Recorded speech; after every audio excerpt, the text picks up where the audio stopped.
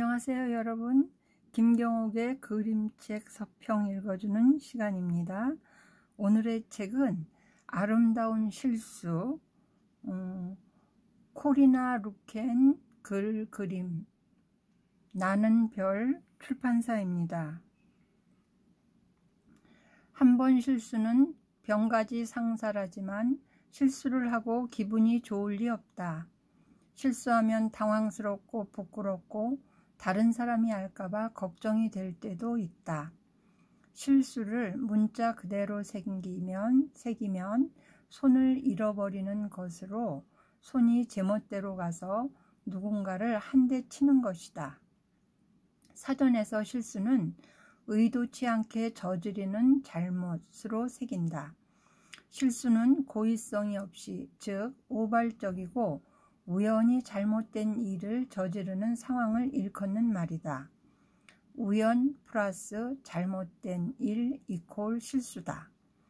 그 실수가 타인의 재산과 생명을 해치는 데 이르면 과실범이 되어 법적 책임을 져야 한다. 이 세상에 완벽한 사람은 존재하지 않기 때문에 누구나 일생을 살아가면서 크고 작은 실수를 저지르게 된다. 실수를 줄일 수 있어도 실수를 완벽하게 없앨 수는 없다.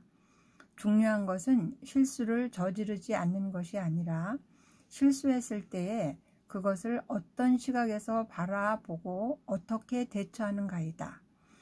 작은 실수를 들키지 않게 덮으려다가 더 큰 화를 불러오는 경우도 허다하다. 코리나 루켄의 아름다운 실수라는 작품은 우리가 일상에서 누구나 겪는 실수라는 주제를 유쾌하게 풀어낸다. 화자인 소녀가 얼굴을 그리려다 한쪽 눈을 크게 그리는 실수를 한다.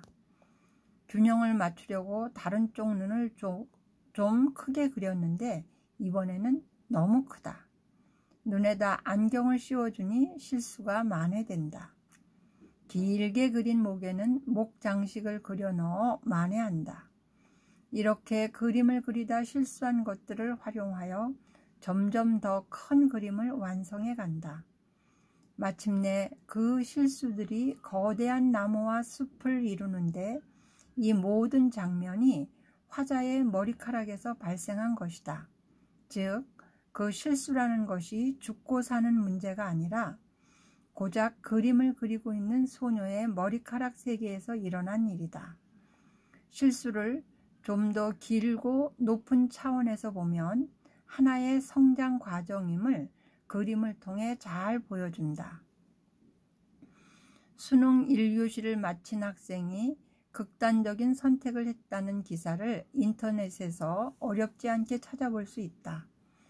정상적으로 시험을 치렀다면 그런 선택을 했을 리 없다. 컴퓨터로 채점하는 답안지에 한 칸씩 밀려 쓰지 않았을까? 실수를 깨달았을 때에는 이미 시험 종료 시간이다 되었고 바로 잡을 수 없었을 것이다. 필시 부모님들은 성공하는 방법은 강조했으되 실수했을 때 어떻게 슬기롭게 대처하는지는 가르치지 않았을 것 같다. 특히 무한 경쟁에 내몰린 현대의 학생들은 실수를 용납하기 더욱 어려울 것이다. 내가 만약 그런 실수를 했다면 어떻게 대처하겠는지 여러 사람들에게 물어본 적이 있다. 2교시부터 더 집중해서 만회하겠다는 사람, 이번 시험은 포기하고 재수하겠다는 사람, 목표했던 학교나 학과를 조금 낮추겠다는 사람, 나 같은 사람이 많이 있겠지 위로하면서 집중하겠다는 사람도 있었다. 실수할 당시에 죽고 싶을 만큼 창피하고 후회스럽고 두렵겠지만 100세인 내가 그 순간을 돌아본다면 어떨까? 무엇보다도 작가가 제안하는 관점, 실수를 바탕으로 더 큰 성취를 이뤄낼 수 있다는 사실을 알았다면 어땠을까? 우리 아이들에게 실수하지 않는 방법을 열심히 가르칠 것이 아니라 실수를 대하는 긍정적인 태도를 가르쳐야 할 것이다. 물론 우리 자신에게도 말이다. 지금까지 아름다운 실수였습니다. 이영식의 서평이었습니다. 낭독은 김경옥이었습니다. 감사합니다.